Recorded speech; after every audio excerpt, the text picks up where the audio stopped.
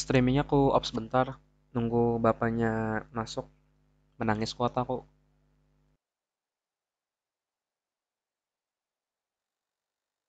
Waalaikumsalam warahmatullahi wabarakatuh. Waalaikumsalam Bapak. Nih setelah setelah ada yang keluar hanya kalau aku masuk gitu nah. Ini ada slot lagi berdua lagi yang bisa masuk di mata kuliah ini. Karena ini udah ada 99 orang loh aku nah. Jadi kalau ada yang keluar aku kenapa masuk? Untung ada yang paham gue nih keluar saya berdua yang keluar. Keluarkah tak keluarkah kada tahu. Karena jumlah peserta kita ini kan 150 A, B dan C. Nah, sedangkan kapasitas kapasitas dari link ini Google Meet ini memang 100 saja. Kalau sudah 100 tertutup. Berdiam juga tadi itu melihat boneka model alabihan itu udah belajar masuk lagi tekipai gitu nah. Ya lanjut ya. Itulah lahan basah yang ada di Indonesia. Lahan basah kemarin kan kita sudah tahu ya definisinya ya. Kita karena kita sudah meratifikasi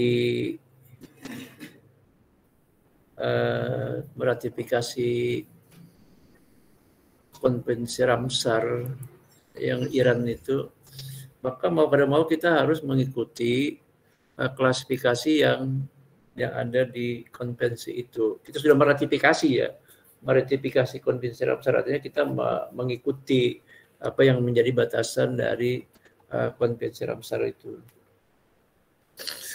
Nah, jadi kalau kita melihat dari sini, jadi di bahasanya nih lahan basah adalah sebuah wilayah yang meliputi beragam tipe ekosistem. Nah, mungkin masih ingat apa itu ekosistem, gitu kan?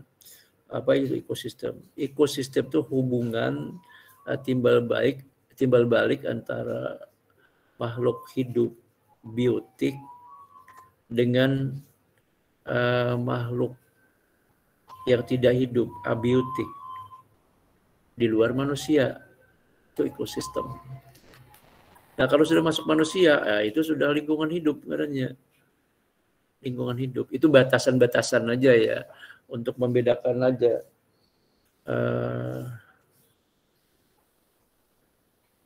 Mulai dari area tergenang di daerah dataran tinggi. Nah, mulai di area tergenang air di daerah dataran tinggi, berarti di kawah paling puncak paling tinggi itu, atau di pegunungan tinggi yang ada kawahnya, ada sungainya.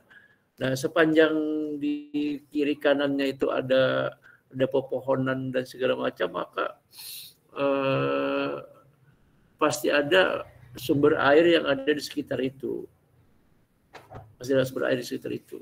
Apalagi kalau ada danau di dataran tinggi. Jadi bahasanya karena mulai dataran tinggi, misalnya dari danau, kawah, dataran tinggi, semuanya di wilayah kita, misalnya dari gunung Gunung Halau-Halau kan ada di situ. Ini kalau orang ngurus sungai ini tahu Gunung Halau-Halau yang ada di daerah Batang Alai Timur itu ke atas. Nah, di situ banyak sekali di situ aliran-aliran air atau sungai yang di hulunya itu kan ada sama sekali pegunungan. Tapi karena di kiri kanan itu daerahnya masih bagus, lalu di sungai itu ada suplai air dari daerah sekitarnya. Dari danau kawah dataran tinggi. Terus ke bawah ada sungai. Sungai di daerah dataran tinggi. Nah, kebanyakan kalau di daerah Kalimantan Selatan itu sungai di daerah dataran tinggi. Seperti di daerah Loksado, tapi di atasnya sana ada juga sungai. Semakin tinggi daerah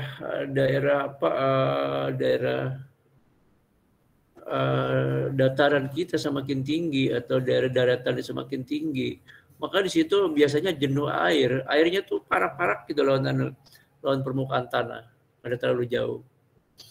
Kenapa? Karena air itu kan dihisap oleh ini akar-akaran pepohonan itu kan di dalam pepohonan yang besar-besar itu kan air gitu itu. Tanpa ada air kan tidak ada sumber kehidupan. Nah makanya di daerah sekitar dataran tinggi itu yang di gunung-gunung itu selalu ada air, jernih sekali airnya kalau saudara pernah ke pegunungan. Sungai Amandit yang di Kandangan sampai ke atas di Loksado tuh jernih sekali tuh. Yang di daerah-daerah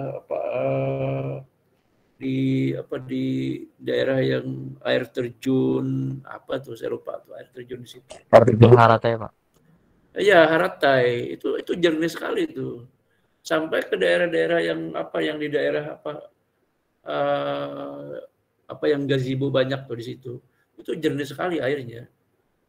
Karena apa? Karena di daerah itu belum terkontaminasi dengan kegiatan tambang pasir, tambang emas, apalagi tambang batu bara. Nah, daerah-daerah itu yang sampai sekarang masih dipertahankan agar supaya jangan rusak. Karena kalau rusak di daerah ada bagian atas, maka tidak ada lagi daerah-daerah penyangga air yang bisa mensuplai air dari air tanah ke permukaan. Dan juga kalau pepohonannya habis, maka tidak ada lagi yang menarik partikel-partikel air yang ada di udara ke daratan. Karena kan menguap itu di daerah laut. Begitu dalam itu dibawa bahasanya kondensasi itu tuh bahasanya itu. Jadi uap air air yang menguap ke udara itu ditarik oleh si pepohonan mulai dedaunan segala macam itu di daerah dataran tinggi itu. Ke situ dulu. Makanya daerah-daerah lembab terus gitu, enak, sejuk di daerah atas. Nah, turun ke bawah itu sungai pada dataran tinggi. Kenapa? Karena air itu selalu mengalir ke bawah. Itu sifat air seperti itu. Nah, ada juga danau-danau buatan ya di daerah dataran tinggi. Danau buatan di daerah dataran tinggi seperti di daerah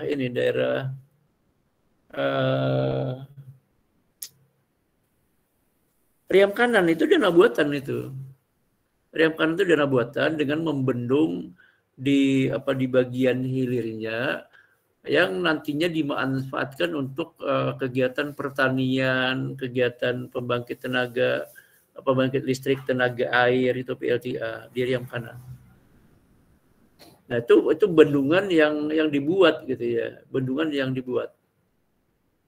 Kalau tidak salah di situ 9 desa ya yang tenggelam di Riam Kanan untuk membendung di bagian hilirnya itu.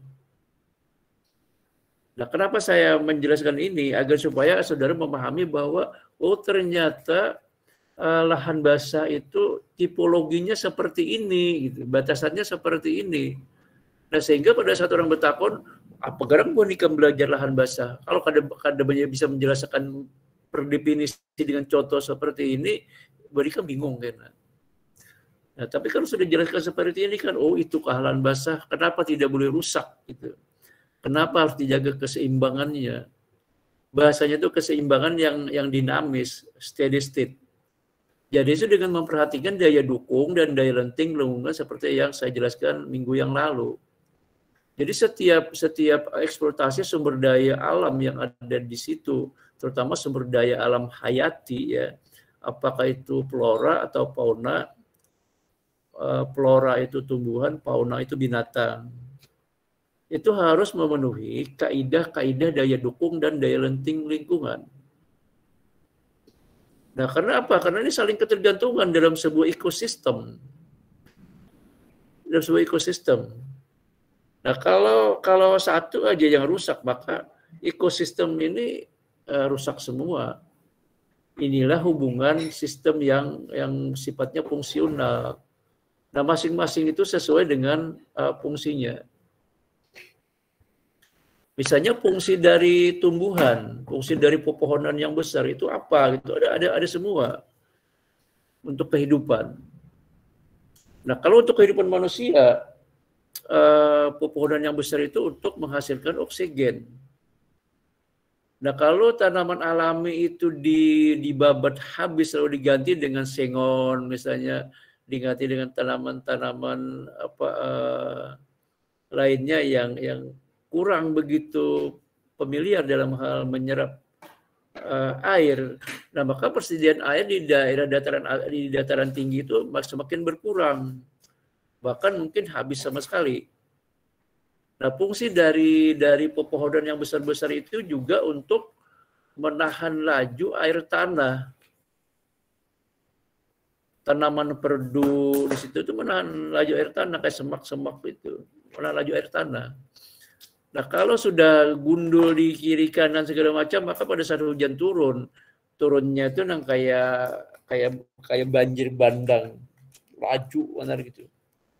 Nah, ini kan fungsinya. Adapun reklamasi, kalau lahannya dibabat habis, reklamasi itu hanya revegetasi, menanam kembali agar sesuai dengan fungsinya. Tapi tidak ada yang sempurna revegetasi itu.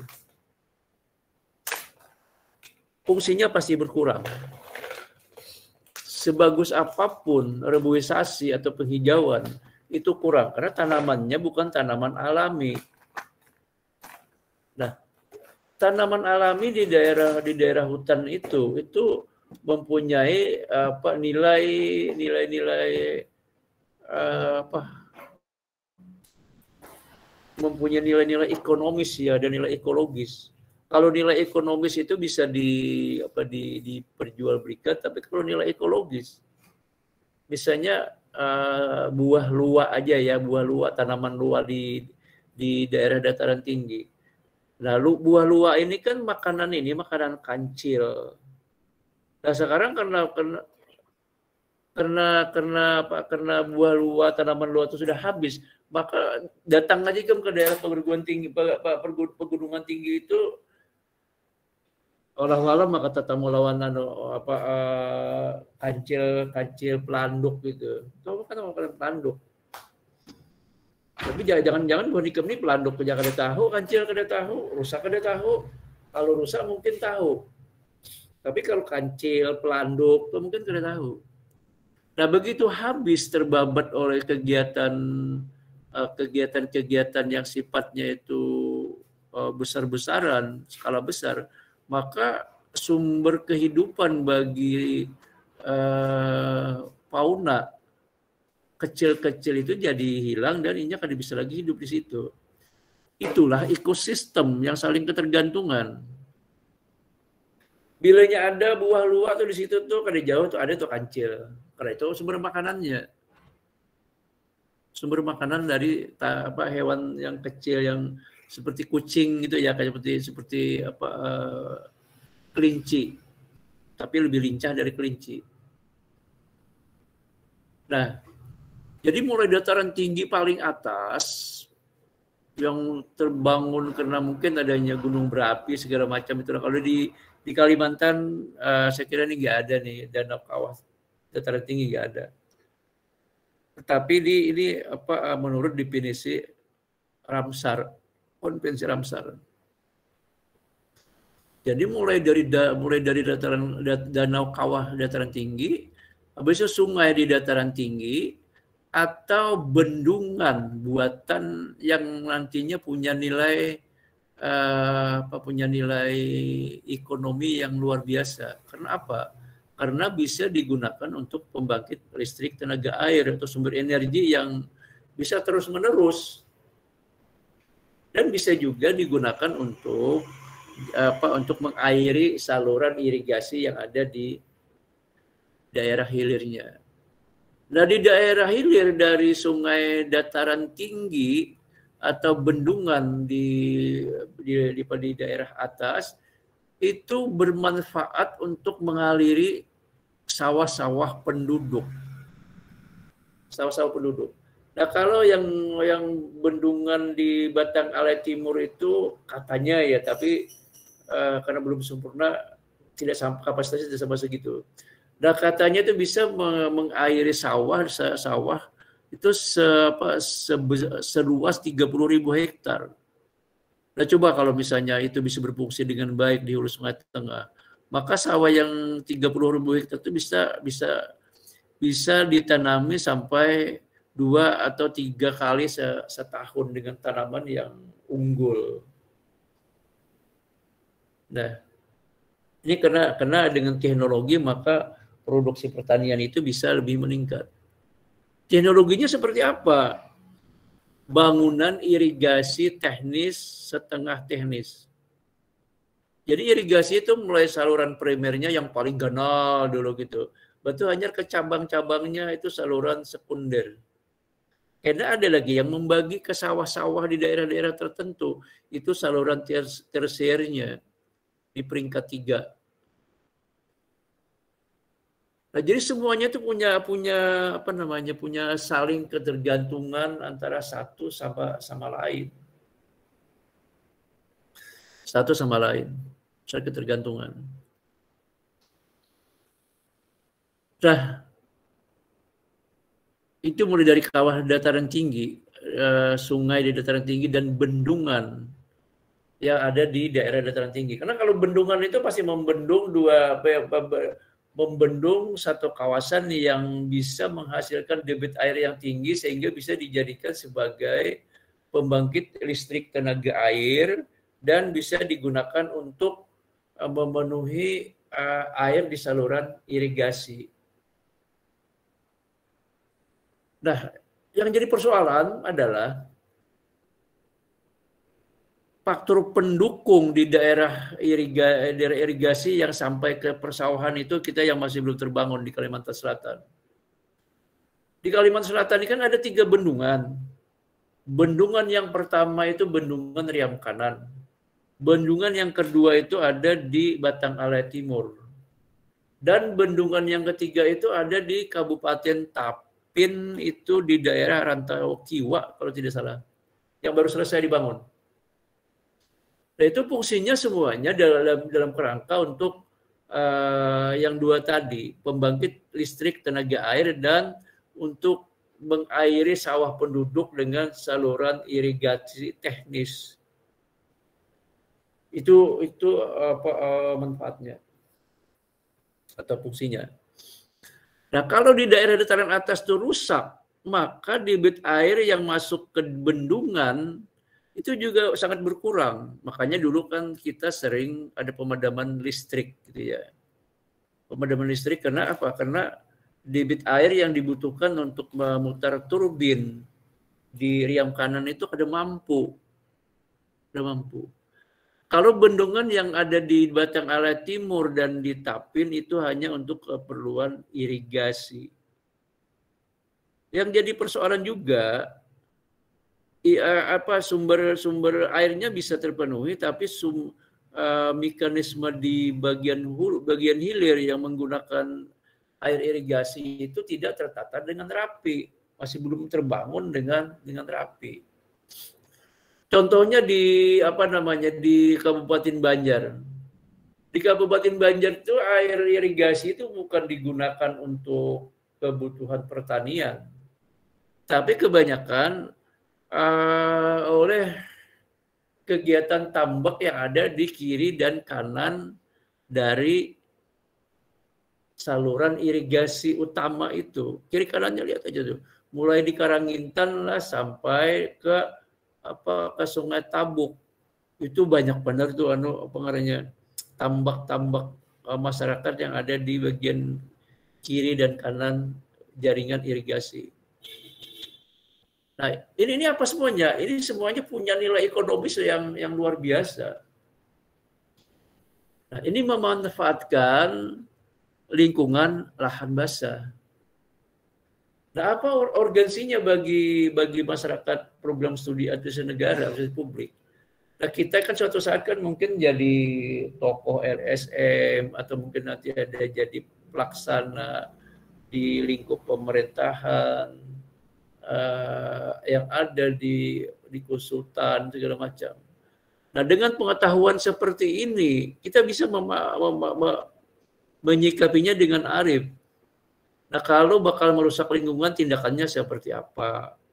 Nah, kalau itu berpotensi merusak lingkungan, lalu mitigasinya seperti apa? Mitigasi, jalan keluarnya seperti apa? Karena setiap kegiatan itu, setiap kegiatan pembangunan selalu ada perubahan landscape, perubahan struktur tanah. Pasti itu merubah. Yang kalau tidak terkendali, perubahan ini akan merusak lingkungan. Begitu merusak lingkungan, maka produktivitasnya menurun, kesehatan masyarakatnya menurun, dan berbagai dampak negatif lainnya itu akan muncul. Nah, semakin ke bawah setelah persawahan tadi ya, setelah persawahan lagi ada danau Oxbow.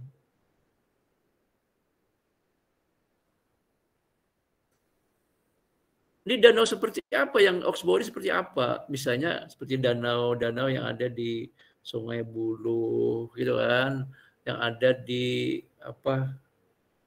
Sungai Buluh Kandangan, kalau di hulu sungai utara dan di hulu sungai tengah itu ada Sungai Buluh.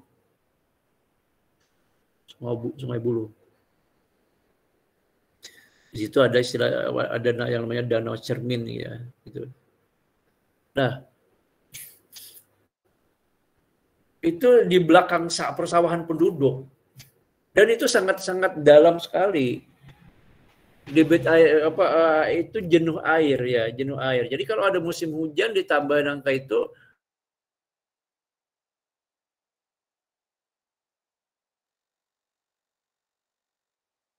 lalu banjir. Nah, itu di daerah-daerah situ tuh. Ada di daerah rawa. Nah, ke hilir lagi, kayak Sungai Martapura, sungai di dataran rendah. Ada sungai-sungai di dataran rendah ya, yang Sungai Martapura. Tapi yang bukan yang Sungai Barito ini ya, bukan Sungai Barito. Sungai Barito lain lagi. Sungai Barito itu danau limpasan banjir. Sungai di limpasan banjir, ada daerah banjir itu, daerah pasang surut.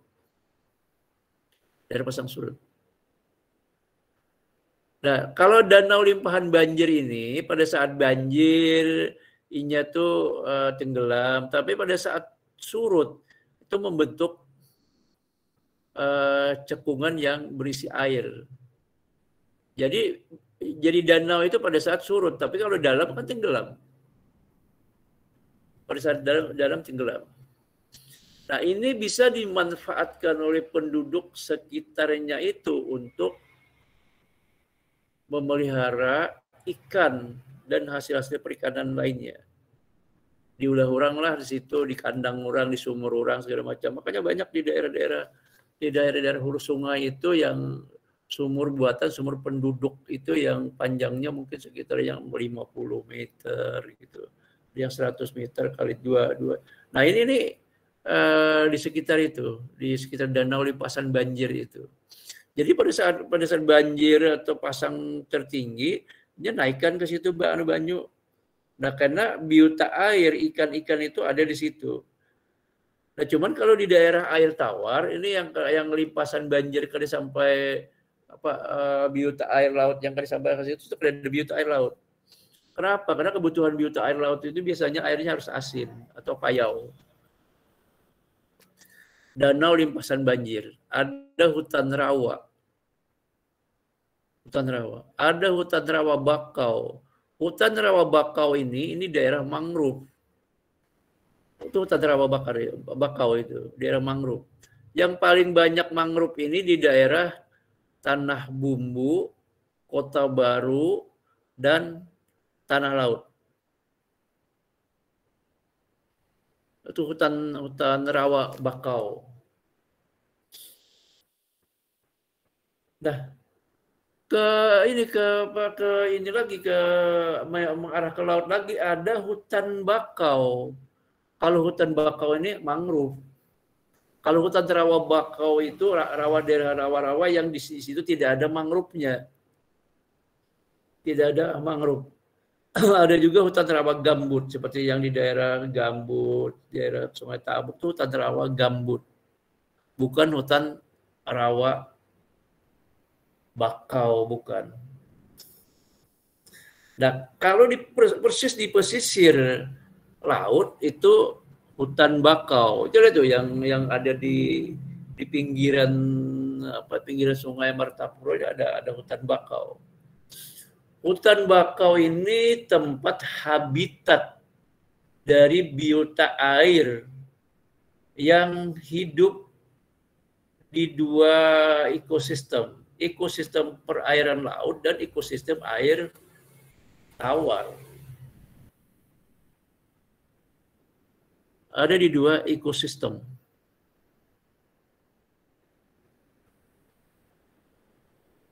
Nah, hutan bakau ini luar biasa kayaknya. Udang ada di situ.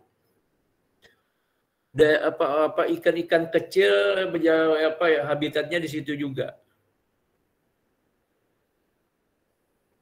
Habis itu hutan rawa bakau ini juga tumbuhan atau vegetasi yang menjadi sumber makanan binatang seperti bekantan dan segala macam itu. Nah, begitu habis hutan bakaunya, maka meranalah bekantan. Ada yang masukut bekantan yang merana itu. Nah. Kenapa? Karena habitatnya itu diganggu oleh kegiatan manusia. Hutan bakau. Padang lamun, terumbu karang. Ini juga di Laut Dangkal. Sampai ke laut terbuka. Kalau terumbu karang itu di laut dangkal. Terumbu karang, kita ke terumbu karangnya luar biasa tuh di daerah Kota Baru, Tanah Bumbu itu luar biasa terumbu karangnya. Terumbu karang ini punya nilai ekonomis yang tinggi. Nah, setelah terumbu karang, karena batasan dari lahan basah itu sampai ke laut terbuka. Misalnya di sini Laut Jawa, misalnya gitu kan. Kalau daerah Tanah Bumbu, Prehari itu berbatasan dengan Laut Jawa. Lahan basah itu membatasi definisinya sampai ke lautan dangkal, laut terbuka ya. Dengan kedalaman 7 meter saat surut paling rendah. Nah, coba kan kalau Ikam bisa membayangkan sumber daya yang bisa dimanfaatkan di daerah lahan basah kalau misalnya lahan basah itu divisinya seperti ini tadi, mulai dari pegunungan yang paling atas sampai ke muara laut dangkal dengan kedalaman 7 meter pada saat terendah. Surut itu paling rendah, kedalamannya 7 meter, itu masih lahan basah ngarannya. Nah, daerah laut yang seperti itu tuh luar biasa ininya, sumber daya alam hayatinya luar biasa di situ. Ikan, terumbu karang, macam-macam di situ ada di situ. Binatang-binatang yang menjadi bahan konsumsi dan punya nilai ekonomis yang bisa dijual. Nah, kalau saudara sudah bisa memahami ini, berarti saudara sudah tahu nih bahwa ternyata lahan basah ini luas sekali penafsirannya. Mulai di dataran tinggi ternyata sampai ke laut di kedalaman 7 meter pada saat terendah. Ya pantas saja kalau Kalimantan Selatan ini sebagian besarnya itu lahan basah, 85% lebih Kalsel ini lahan basah. Lahan basah itu nantinya punya nilai ekologis dan punya nilai ekonomis, lahan basah. Nah, ini dulu. Pengelompokan lahan basah itu bisa dibagi ke dalam dua kelompok besar lahan basah. Yang pertama, lahan basah pesisir.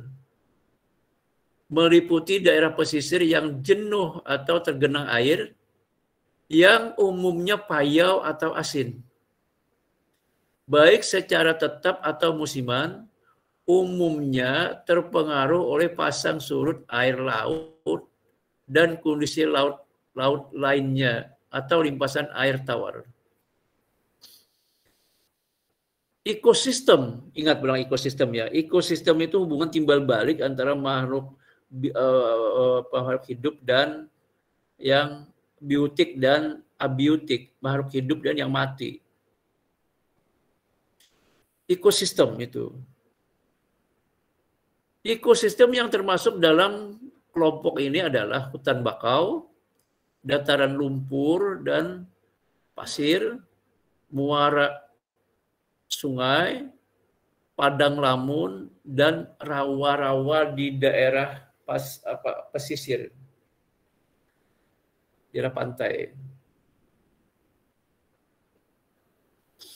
Yang kedua, lahan basah daratan. Ini meliputi daerah yang jenuh atau tergenang air. Di daratan yang jenuh dan tergenang air, yang mulai dari dataran tinggi yang paling atas. Daerah yang jenuh air atau tergenang oleh air yang pada umumnya bersifat tawar, itu di daratan.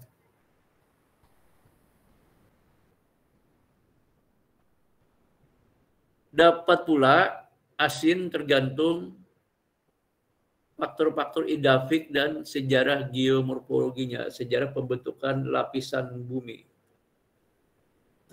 baik secara permanen maupun musiman. Terletak di daratan atau dikelilingi oleh daratan dan tidak terkena pengaruh air laut.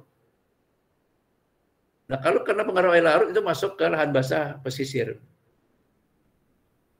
Tipe lahan basah yang termasuk kelompok ini antara lain danau, telaga, sungai, air terjun, air tawar, danau-danau musiman, kolam, rawa, dan rawa yang asin di daratan.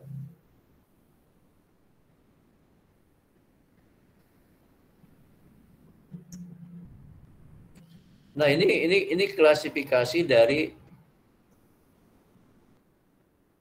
lahan basah atau pengelompokan dari lahan basah.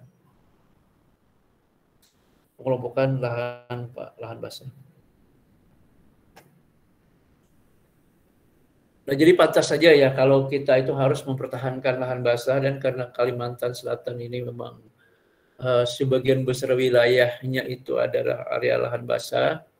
Kemanapun saudara lari itu pasti dikejar oleh lahan basah. Maka sangat tepat kalau Universitas Lambung Mangkurat mencantumkan pola ilmiah pokok dari universitas itu program lingkungan lahan basah. Karena memang apa? Karena memang kita ini daerah lahan basah. Semua program studi yang ada di UNLAM ini itu harus berorientasi ke lahan basah. Harus berorientasi ke lahan basah, baik sebagai objek maupun sebagai subjek.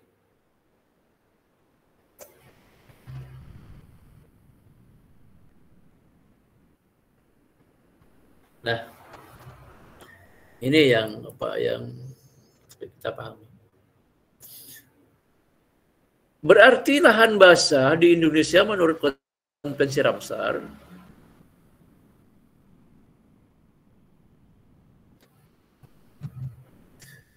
dapat dikelompokkan seperti ini. Satu, kawasan laut atau marin, meliputi kelompok lahan basah yang pesisir dan berair asin, termasuk pantai berbatu.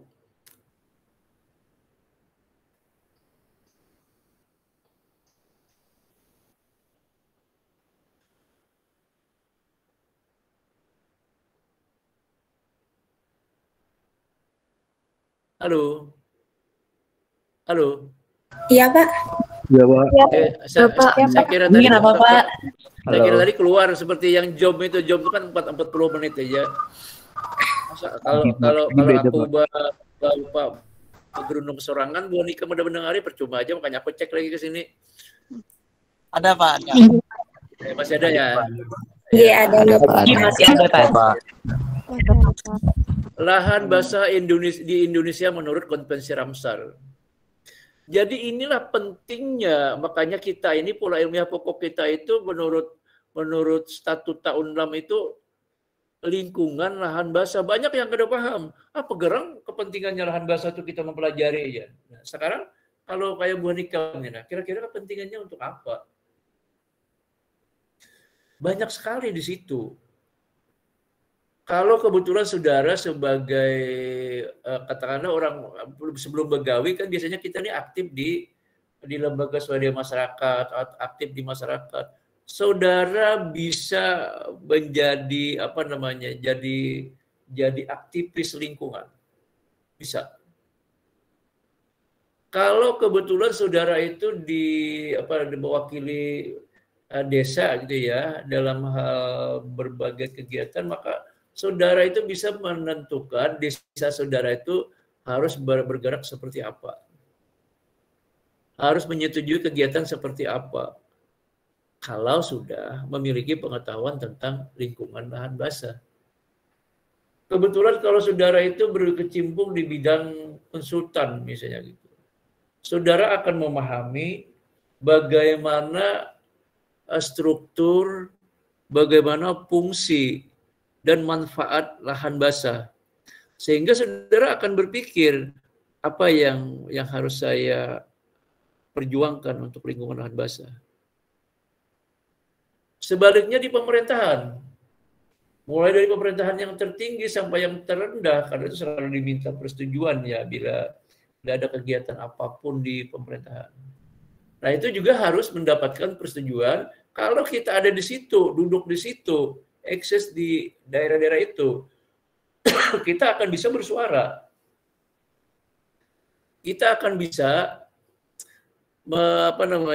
melakukan pembelaan, advokasi untuk kepentingan, untuk lingkungan demi kepentingan masa depan kita. Nah, cuma yang jadi persoalan sekarang kan ini kan teorinya aja nih. Yang jadi persoalan sekarang ini wilayah-wilayah kita itu dikuasai oleh orang yang rakus gitu. Orang yang rakus harta.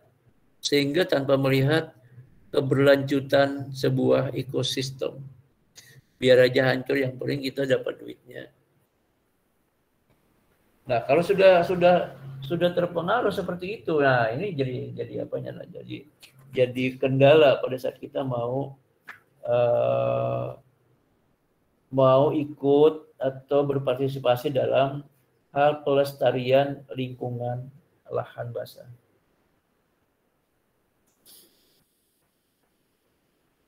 Indonesia memiliki semua tipe ekosistem berikut ini. Ini ada sebutan yang disebutkan 5 ini. Kawasan laut atau marin, meliputi kelompok lahan basah pesisir yang berair asin, termasuk pantai berbatu, terumbu karang, dan padang lamun. Kawasan muara, istuarin, meliputi muara sungai, delta, rawa pasang surut, yang berair payau, dan hutan bakau atau hutan mangrove. Jadi semua tipe ekosistem ini ada. Yang ketiga, kawasan rawa atau palustrin, meliputi tempat-tempat yang bersifat merawa, berisi berair tergenang dan lembab, jenuh air. Nah, kayak kampus kita tuh sifatnya tuh merawa itu. Kecuali diuruk hanya ada timbul tanah. Kalau masih belum diuruk, di wilayah itu terawa. Hujan sedikit aja karena sudah jenuh air, banjir. Ini di wilayah kita. Di wilayah kita.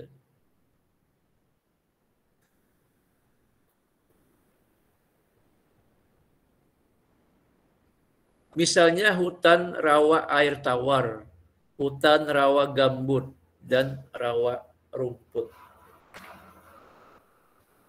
Yang keempat ini kawasan danau atau lakustrine, meliputi semua lahan basah yang berhubungan dengan danau alami atau buatan yang biasanya berair tawar. Kalau danau itu tawar airnya. Yang kelima itu kawasan sungai atau river, meliputi lahan basah yang terdapat sepanjang sungai atau perairan yang mengalir mulai dari bagian hulu di dataran tinggi tadi itu karena suplai airnya dari air tanah yang ditahan oleh pepohonan atau vegetasi yang berupa semak segala macam itu. Yang paling banyak menyerap air itu pohon yang besar-besar. Semak yang akarnya itu akar serabut itu kada bisa menyerap air, akar serabut. Apa contohnya? Padang alang-alang itu kan akar serabut. Itu kada bisa menyerap air itu. Jadi kalau padang alang-alang itu kalau misalnya di atasnya itu rusak banget, ini tandus juga alang-alangnya.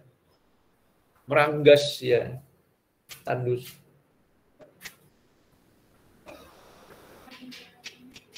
Sampai ke bagian hilir. Sampai ke bagian hilir atau dataran rendah. Nah, semua tipe lahan basah ini di Indonesia ada seberataan. Yang paling banyak itu di Kalimantan Selatan. Tapi hampir semua di Indonesia itu seperti itu. Hampir semua. Nah, ini yang betul-betul harus dipahami dulu oleh saudara. Nah, pertemuan berikutnya minggu depan kita ingin melihat apa sih sebenarnya fungsi dan manfaat dari lahan basah. Fungsi dan manfaat lahan basah itu untuk apa gitu. Nah, kalau dilihat dari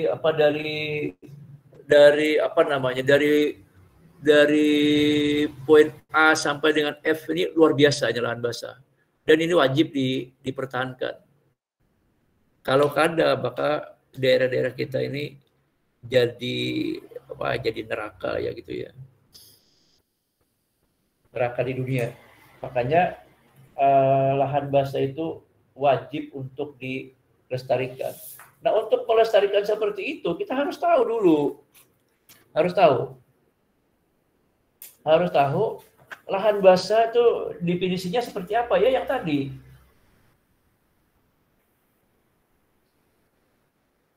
Nah, akan datang itu kita akan melihat manfaat dari lahan basah. Yang pertama sebagai lahan basah berfungsi punya fungsi ekologis, fungsi lingkungan, punya fungsi ekonomi, punya fungsi untuk jadi atribut-atribut lain di lahan basah. Macam-macam tuh yang harus yang harus kita sampaikan ini untuk yang akan datang. Nah, masalah aplikasinya, implementasinya atau penerapannya di lingkungan hanya mungkin nanti Pak Ridwan dengan Pak Iman yang menjelaskan. Kalau saya hanya menjelaskan tentang konsep dan definisi dari lahan basah sampai saudara itu bisa mengerti apa itu lahan basah.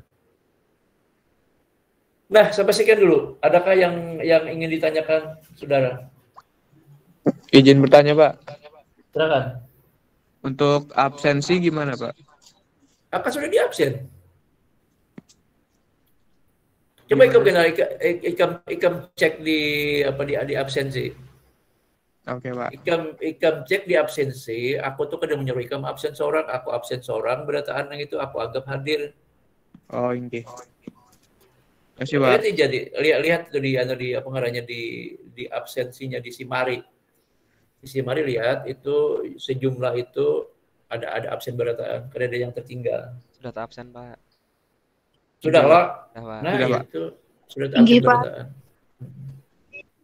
Kasih Kecuali banyak kan aja, Bapak. kecuali kita Pak Ridwan atau Pak Iman atau mungkin di absen 2 nikam seorang. Jadi hati-hati lawan bubuhannya kalau pindah disuruh kenyam absen seorang-sorangan. Nang tak tinggal bisa tak tinggal. Nggih, Pak. Ya, kira kita ketemu di minggu depan tentang fungsi dan manfaat lahan basah ya. Fungsi dan manfaat lahan basah. Jadi judulnya itu gini lah. Nanti saya share ini. Fungsi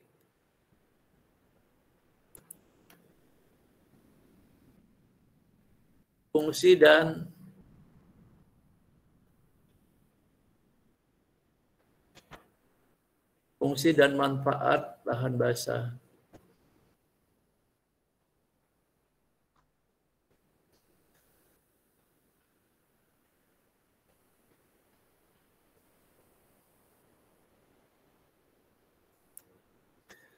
Nah, ini pertemuan kita berikutnya, fungsi dan manfaat lahan basah, sampai nantinya ke bagaimana contoh-contoh lahan basah di Indonesia. Ya, saya kira untuk pertemuan hari ini cukup sekian dulu. Terima kasih atas perhatian saudara. Mohon maaf jika ada kekurangan. Wassalamualaikum warahmatullahi wabarakatuh. Waalaikumsalam warahmatullahi wabarakatuh. Ya. Terima kasih, Pak. Terima kasih. Terima kasih, Pak. Terima kasih. Makasih, Pak. Masih. Terima kasih. Terima kasih, Pak. Ya, Terima kasih banyak, Pak. Terima kasih, terima kasih. Ya, terima kasih, Pak. Terima kasih. Terima kasih, Bapak. Iya, makasih. Terima kasih Bapak. Ya, makasih, makasih.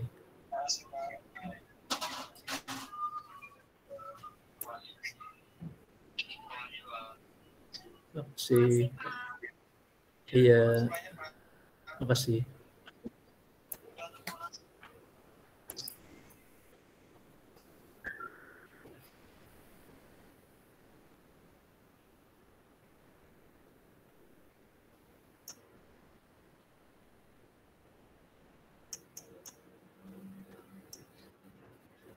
Ya.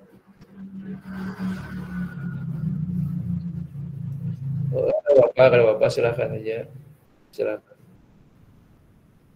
Share di grup gitu. Ini aku share di grup juga ininya ya, bahannya ini kan. Ya, makasih.